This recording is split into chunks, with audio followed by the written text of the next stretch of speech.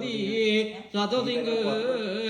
ගොරතොර පව් බලෙන් මෙස ප්‍රේතව උපදී දුකෙඟ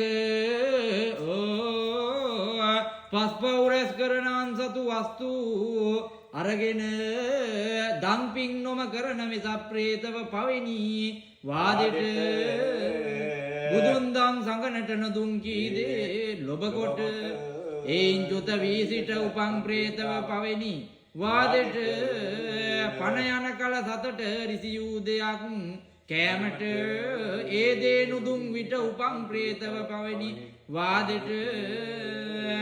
පළතුරු පසකිනා වැළද වරකා සමගිනා මල් බුලත් සමගිනා බින්කංසා සරක්කුත්ගෙනෝ තැඹිලි කස පැංගෙනා කළුවත සමග